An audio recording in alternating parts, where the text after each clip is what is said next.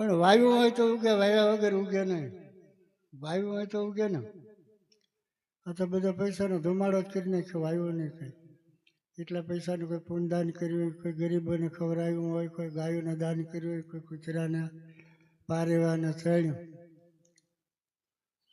મુઠ્ઠી વાયુ હોય તો મૂળો થાય, પણ આ તો બધું વાવતા જ નથી. બધું ખારીમાં નાખીને હાલ્યા આવે. ખારીમાં ઉગે સતુરભાઈ, ખારી વાયુ ન ઉગે.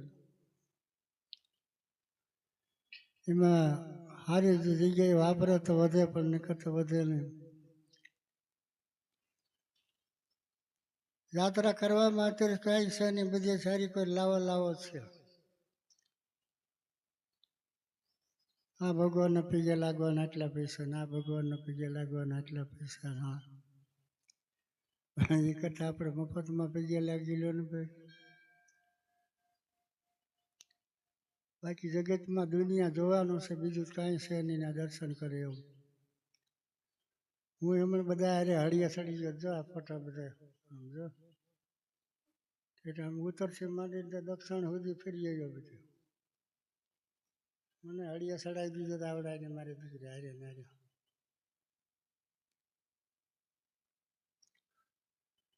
પછી આટલી જ તમે આવો તો જ જાઉં છું, ને નથી જવું.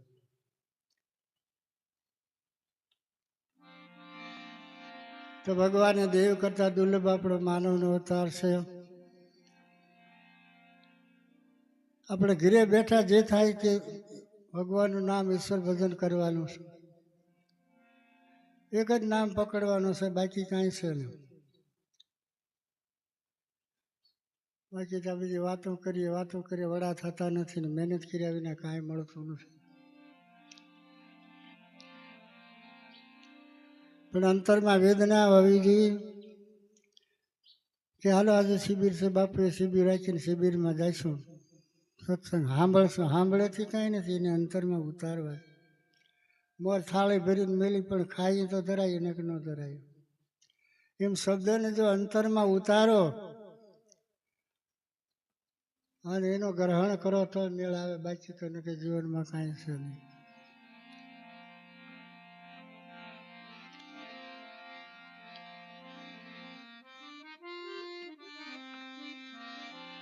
કંકુબેન જતા રહ્યા છે. હા હા, જતા રહ્યા છે.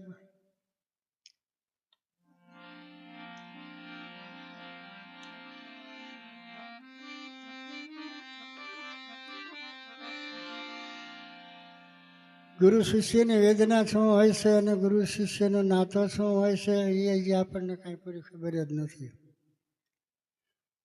હાલો બાપુના દર્શન જવું છે.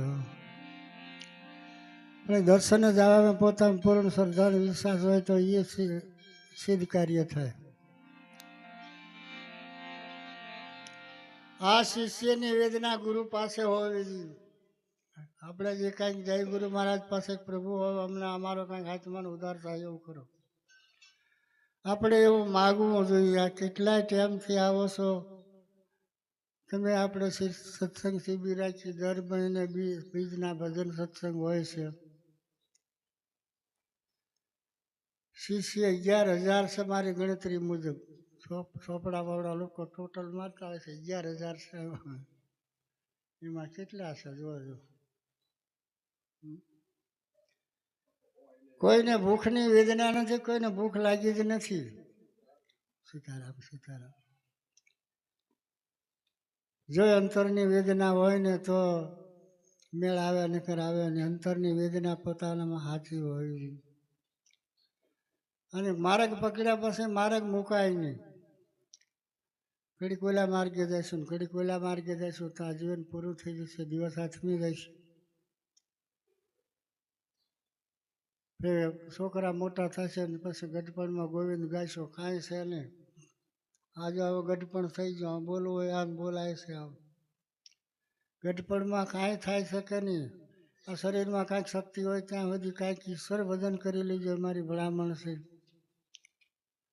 આજે વધારે બોલવા જાય તો ઉધરો સડી જાય. સીતારામ. કેમ છો કાનજીભાઈ? મજામાં? સીતારામ સીતારામ. આ તો સત્સંગ શિબિરના દાતાર શ્રી અનપસંગભાઈ છે. હું તો ખાલી સાહ પધરી દીધો, મને શ્વાસ ચડી જાય મારો બેટો, એટલે અમે ઓળીઓ ગોળીઓ આપો એમ કર્યું.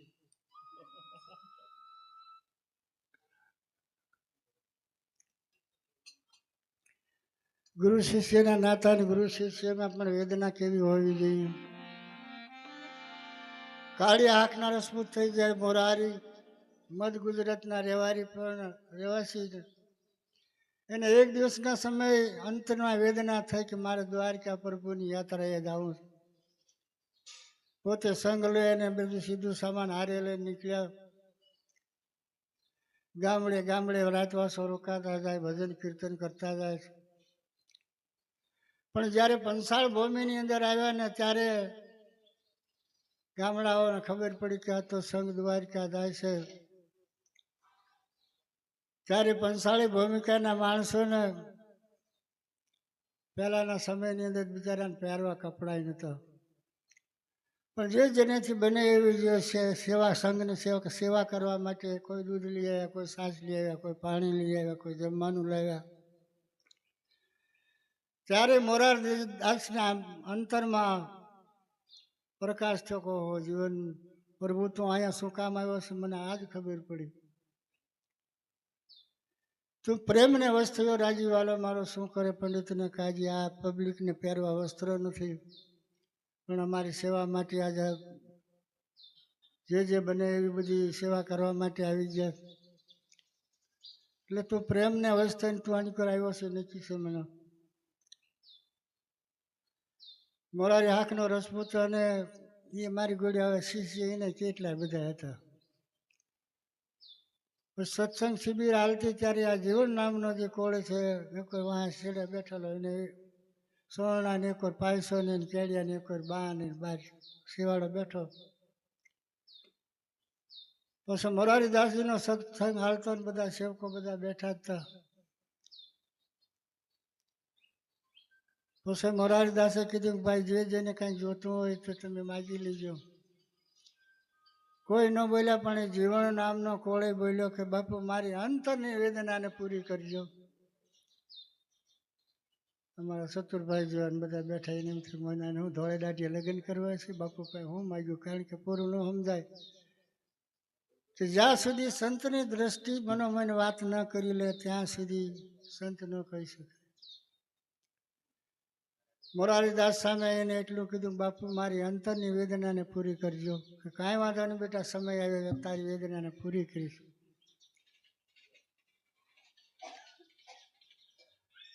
આ તો બધું આવતા જો શબ્દ અંતરમાં ઉતરી જાય તો ક્યાંય હળિયું કાઢવાની જરૂર નથી, ઈશ્વરને ક્યાંય ગોતવા જવાની જરૂર નથી.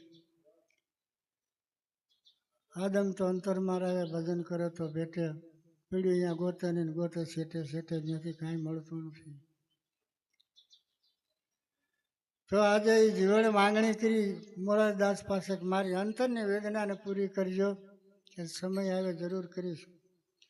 કે બાપુ મારે હવે તમારા આશ્રમમાં જ રહેવું, મારે ક્યાંય જવું નથી. કાંઈ વાંધો નહીં, રહેવું હોય તો સીમાડે વાડી છે, પાણી તારે વાળવાનું, કોહે તારે આખવાનું, બળદ હાંસવાના, ખેતી તારે કરવાની. તો જીવન ના ન પડે, કાંઈ વાંધો નહીં બાપુ બધું હું કરીશ.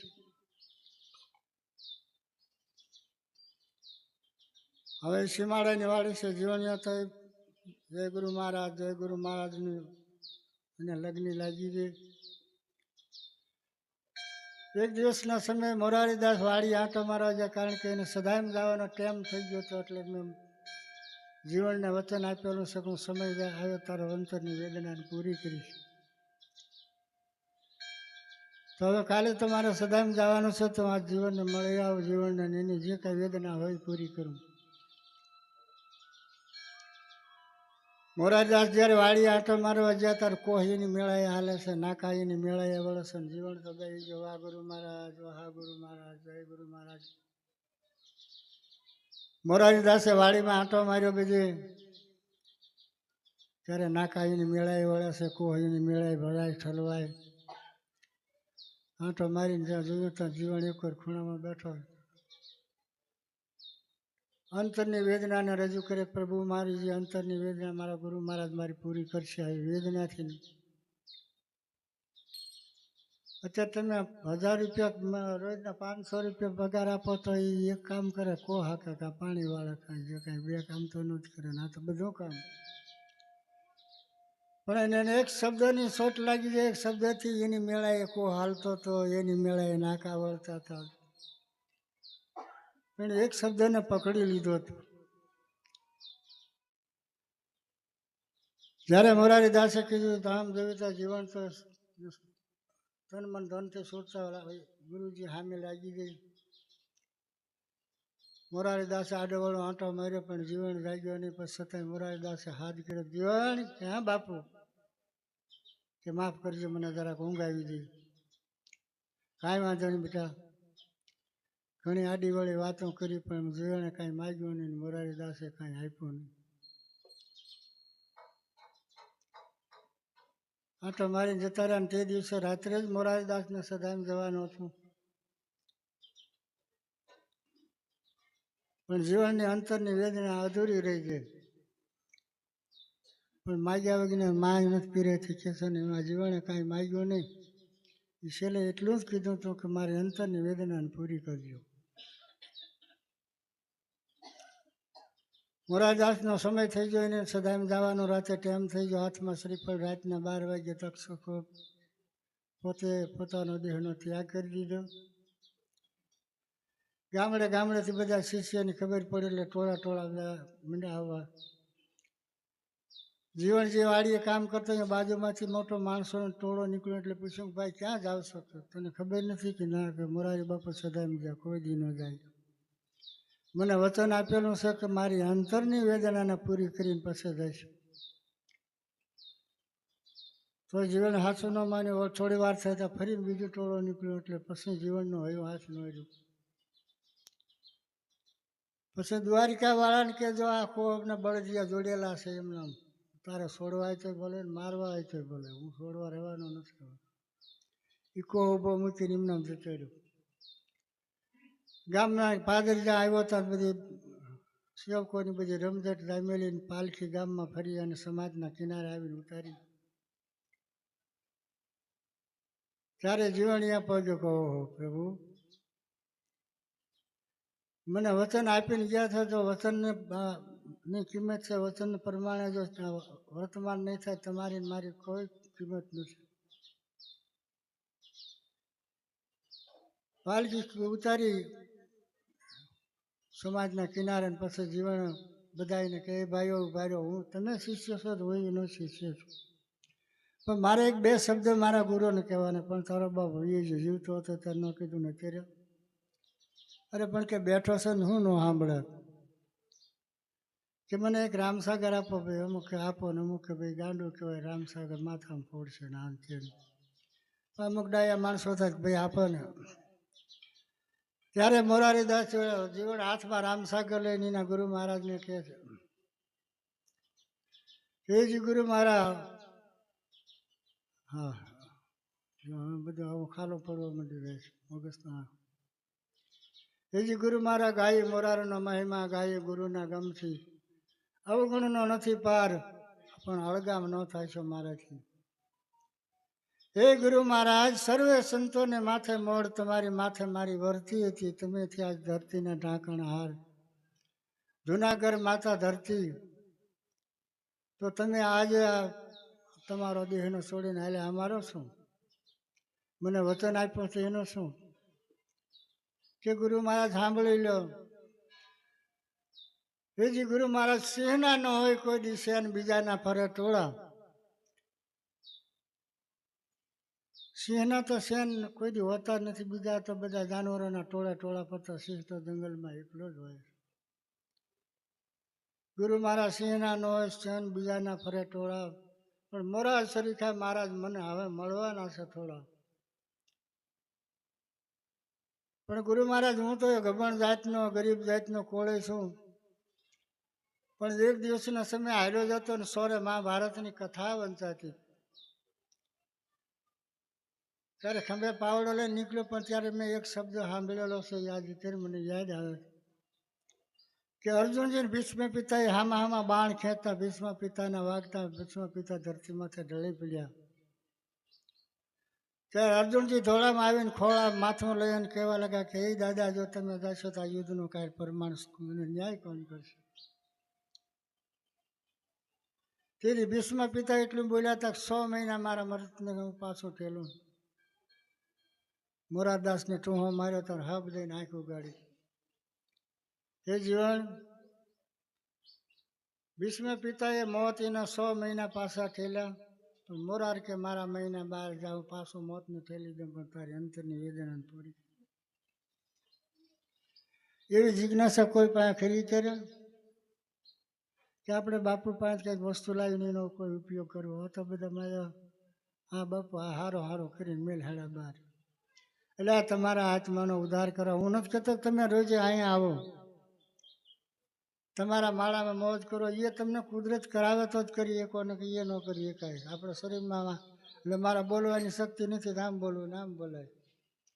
પણ શરીરમાં શક્તિ હોય ત્યાં જ કાંઈ કરી શકીએ. આવો બાપા આવો, એ મહેમાનને ચા પાણી પીવડાવો.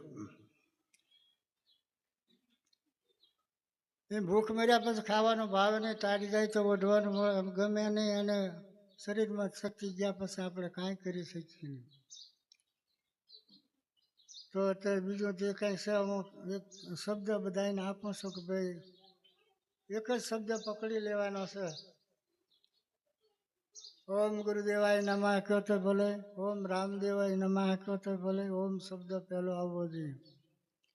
હા, એક શબ્દ પકડીને જ આપણે હાલ્યો જવાનો છે. બીજી ડાંફા ડોળ તો હવે જ્ઞાનના કોઈ પાર જ નથી. તરત કથાઓ ને યાત્રાઓ કોઈ પાર નથી. કેટલા કેટલા કથાઓ વાંચીને જતા રહ્યા. કેટલી કથાઓ વાંચી, હજી નવા નવા કથાના કલાકારો નવા નવા થાય છે. ભજન સત્સંગના કલાકારો નવા નવા થતા જાય છે. એનો કોઈ પાર જ નથી. પણ આપણે એમાંથી શું કરવાનું? સવારે વાહ વાહ કરી કરીને હાલ્યું જવાનું. એ એક શબ્દ પકડી લેવાનો.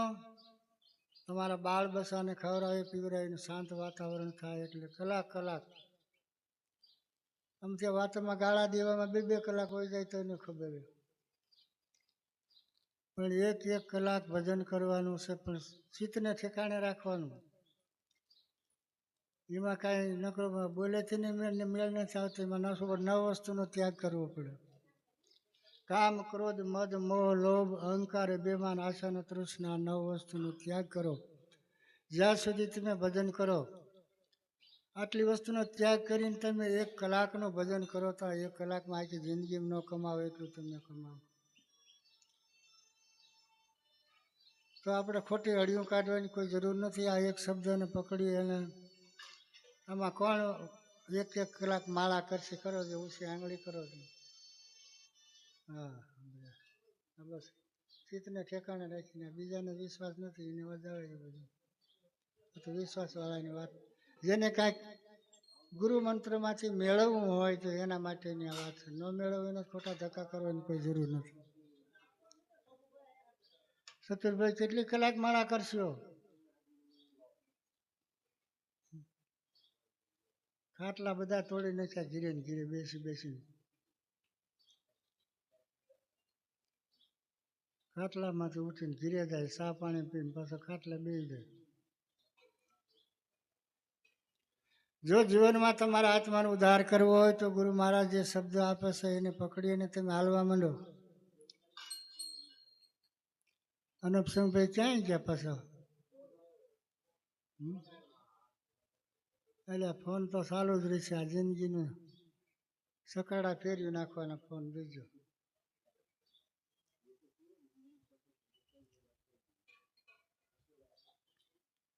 જેને જેને કાંઈક ગુરુને મહિમા અને ગુરુના વર્તન પ્રમાણે જે વર્તા છે એને કાયમથી અમર નામ રહી ગયા છે.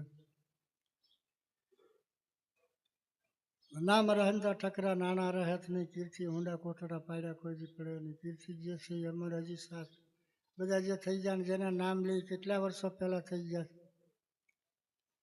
કારણ કે જીવનનો કાંઈક ઉદ્ધાર કરી અને ગયા છે.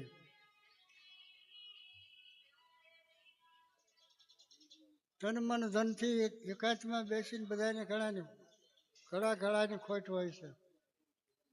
કોઈ પૈસાની ખોટ હોય, કોઈ છોકરાની ખોટ હોય છે, ને જે કાંઈ છે જીવનની અંદર કુદરતે જે કંઈ મૂકી દીધું છે બધું, પણ માથે અહંકાર રૂપી વાદળનું સૂર્ય આડો વાદળ આવી જાય ત્યારે અંધારું થઈ જાય.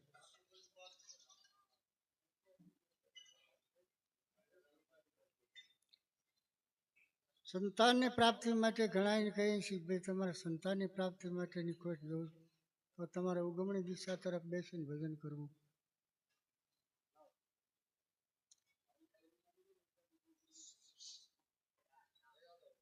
એની અંદર ખાતરી આપણે આપી દઉં, જો તમે 6 મહિના ભજન કરો ને તમારી વેદના ન પૂરી થાય છે, મારી સાચીમાં દામ દો, પોતાની વેદના સાચી હોય. દક્ષિણ તરફ મુખ રાખીને તમે જપ કરશો એટલે તમારા શરીરમાં દરિદ્રતા આવશે, આ બગા આવવા મળશે, આળો થશે. આથમણી દિશા તરફ મુખ રાખીને જપ કરવાથી ધનની પ્રાપ્તિ થાય છે. પણ 9 વસ્તુનો ત્યાગ કરવો જેટલી ઘડી તમે 1 કલાક કરો જે કરો તે, કોઈ વસ્તુ બીજી યાદ ન આવી જોઈએ એ સિવાય જે સિદ્ધિ મેળવી કુદરતે સિદ્ધિ મૂકી છે ને જે કાંઈ મહત્વ આપણે આટલા બધા છીએ, પણ આની અંદર પર બધાના વિચારો અલગ અલગ મૂક્યા, એમ દિશાની અંદર વિચારો મૂકેલા છે. ઉત્તર દિશા તરફ મુખ રાખીને જપ કરવાથી જ્ઞાનની સિદ્ધિ પ્રાપ્ત થાય. આપણા બેઠા પછી 4 દિશાઓ મૂકી છે, 4 ખૂણ છે, અને અગ્નિખૂણ કહેવામાં આવે છે. અગ્નિખૂણ તરફ જપ રાખી મુખ રાખીને જપ કરવાથી તમે વશીકરણ ઉત્પન્ન કરી. આજે કલાકારો બધા માણસ ભેગા કરે છે ને વશીકરણ હોય. પછી વાયુ તરફ મુખ રાખીને જપ કરવાથી મૃત્યુ નિષ્ફળ થાય. આ વાયુ છે. પછી આ નિવૃત્તિ દિશા કહેવાય છે. એની અંદર તો બહુ સિદ્ધિ મેળવી દીધી છે મલકીત સંતોએ, કે જે તમારે પ્રાપ્ત કરવું હોય તમે એ દિશા તરફ મુખ રાખીને જપ કરો. આપણે આખી જિંદગી મહેનત કરવી કે એ કરતાં થોડી મહેનત કરી લેવી સારી. 6 મહિનાની ગેરંટી, તમે 6 મહિના 9 વસ્તુનો ત્યાગ કરીએ અને ભલે કલાક કે 2 કલાક, પણ એની અંદર કોઈ વસ્તુ આપણે બીજી ન આવે તો તમારે જે વસ્તુ તમે સિદ્ધ ન થાય તે જ આપણી સાથે દામ દેવાનું. અને આ બધી કાંઈ આજે કાંઈ આલસ કાંઈ મારા બાપો છે પાવડા પસાડવા જતો હતો ને મને કોઈ 5 રૂપિયામાં દાડીએ ન રાખે. એ બધું દેવા લેવાનું હરીના હાથમાં મને નિમિત્ત બનાવીને બિહાર્યો. મેં તો ખૂબ બધી આમ તો ઝાડવા નીચે બેસીને મહેનત કરી છે, જંગલમાં જઈને કરી છે ને આવી બધી, પણ આ જે સિદ્ધિ મળે છે ને એ સિદ્ધિઓ સિવાય બીજી કોઈ સિદ્ધિ નથી. ગમે એવો તમારો રોગ આવ્યો ને તમે આ કઈ કહેવાય ભૂલી જાઓ, મગજમાં ઘડીકમાં આવ્યો જાય છે. આ ઈશાન ખૂણ તરફ મુખ રાખીને જપ કરવાથી ગમે એવો તમારા શરીરમાં રોગ હોય ને તો ભાગી જાય. અમારા પાસે કંઈ બીજા ભેળા નથી. અમારા અરવિંદભાઈ જેવા અરુણભાઈ જેવા ફોન કરે બાપુ અમને આમ થાય તેમ થાય, એ દુકાનમાં જ કાઢીને એને આપી દે. હાલે